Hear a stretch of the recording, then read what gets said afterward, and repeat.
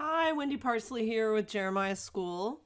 And I was wanting to talk a little bit about how to get started homeschooling and how you know what needs to be covered per grade level and kind of how to gear curriculum if you don't have a background in education and writing curriculum. It's really not as hard as you'd think. We get a lot of questions about that or a lot of comments about, well, I can't homeschool because I don't know what to teach. I don't know where to start. And a lot of people then make the mistake of running to your local bookstore and buying a whole bunch of workbooks, which kids then a lot of times don't want to sit and do all of that. Could be the reason they were having trouble in school in the first place is all the sitting and the pencil paper tasks. So don't make that mistake. You can make this a really fun thing. So up here, you'll want to do a Google search for, in Texas, the Texas Education Agency. Now, in every state, they're going to have a list of things that need to be taught. We call them the TEKS, the Texas Essential Knowledge and Skills. So in other states, they're called a variety of things, but it should be fairly easy to figure out what those are and then look them up. They're all going to be online.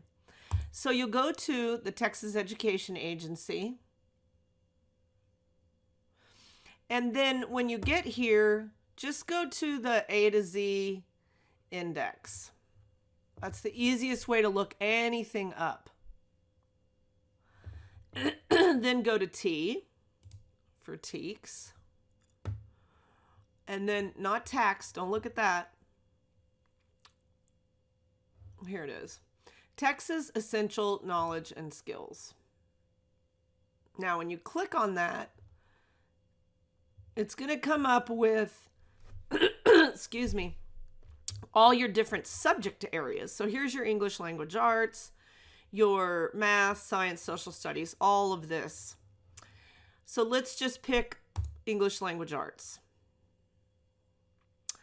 So it's going to have elementary, middle school, or high school. So let's pick elementary. Now it has all the different grade levels. So right here you see where it's talking about kindergarten. We're going to go down to, we're just going to pick second grade. So you're just going to scroll. So here's grade 1.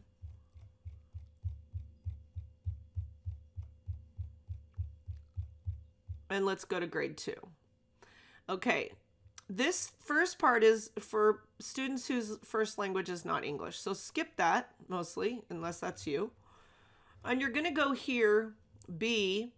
They're talking about print awareness and things like that. It gives you a list of things to do and pretty much what order to do them in. Single letters, consonant blends, digraphs, vowel digraphs. It goes all the way through all these things, abbreviations, contractions, prefixes and suffixes, all the way down, exactly what you need to do. Plan a first draft. Now, let's say you get to writing and writing process and you say, ooh, I really have no idea how to teach that. Go to Google and look up ways to teach writing process to second grade students. Or look up a YouTube video. There's stuff out there. There's no reason to reinvent the wheel, but it also doesn't have to just be boring pencil paper stuff. They can do this on the keyboard. They can dictate it into a tape recorder. There's lots of ways that they can demonstrate that they understand how to write and organize a paper. You can do the speech to text programs that put it right on your computer in Word. Talks about the different kinds of writing that you need. So let's say that you look at this and you go, oh, my kid's really good at some of that. So, well, then skip to third grade and say, oh, well, here's the next set of skills. Or my kid already gets this. If they already get it and you know they get it, skip it. Don't do it. If you see some parts and you go, oh, using ideas for foreshadow and clue, I don't really think that's important. You can skip it.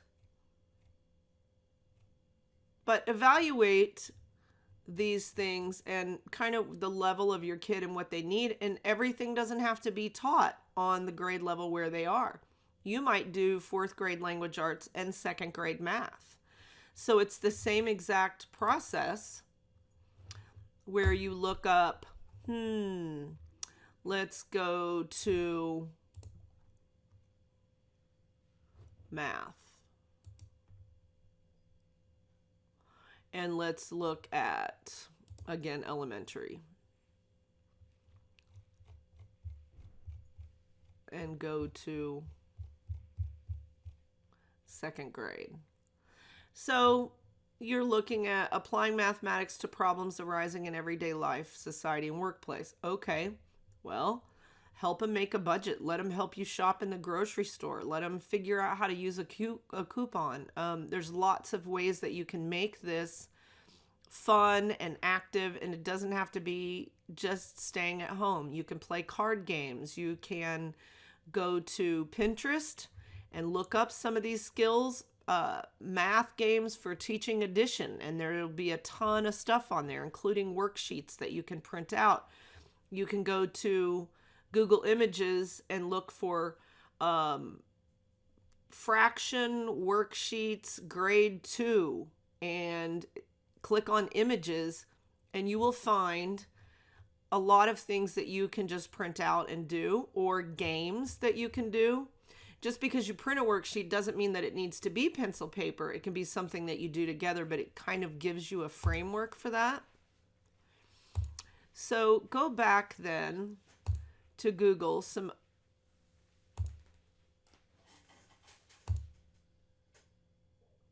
hold on.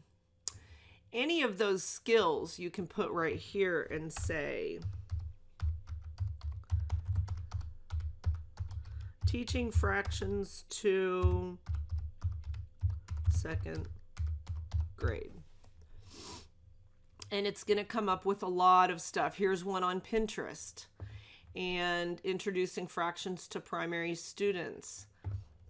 It's going to have fun fractions online games and things that you can do.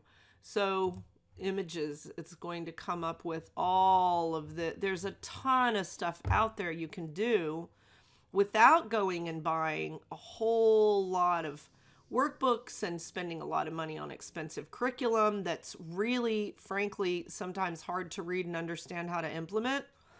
And my friends that have homeschooled and spent a ton of money on that stuff, and their kids have hated it, have then just, then it goes in a box or in the trash. So especially when you're starting, just try different things before you go out and buy a whole curriculum, because you'll be amazed at the things that you can come up with.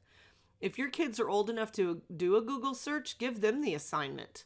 Hey, we need to work on fractions. I want you to sit with me and help me find a game, or you find a game that we can play.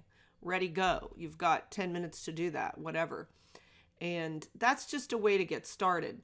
The other thing that people worry about is grading. How to grade. So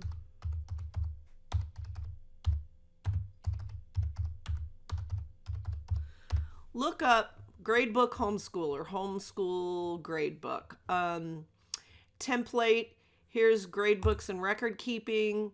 They are free. You can also go to your local teacher supply store, education store. A lot of times Christian bookstores have them too. And buy a gradebook just like the teachers buy.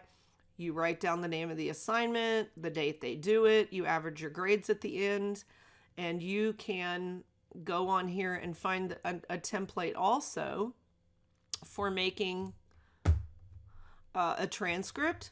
So you can get something online like this that will keep your averages for you if you don't want to have to figure them out of a grade book, but it's totally up to you. And you can find things that will, like this is more of a transcript that you would use for later when your kids are enrolling in college, or if they go back to school, whatever. That's the stuff that you need. And this is an attendance if you want to keep attendance. I never have done that, but you might want to. The other big question we get is, I don't know if I can come up with 7 hours worth of work for them every day. It's so much.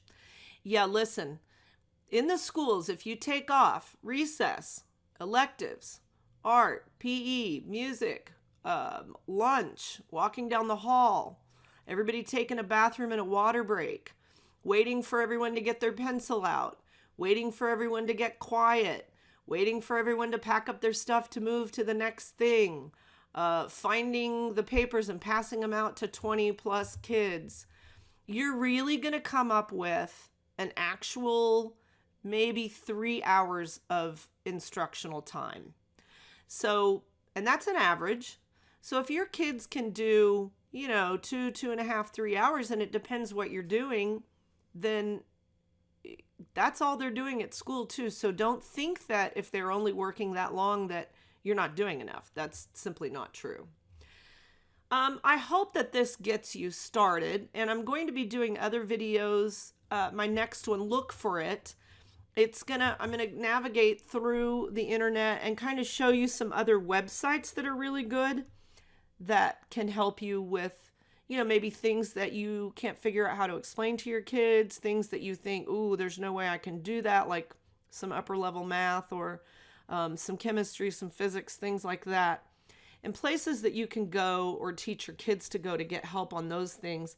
And just some other curriculums that you might want to use, not the whole thing, but for certain classes that I've found that are really good. It's by no means an exhaustive list, but they are some things we've found that work really well. And I hope this helps. I hope it helps a lot. And if you have any questions or comments, contact us on our Facebook or website, and keep trucking on. You're fighting for your kids.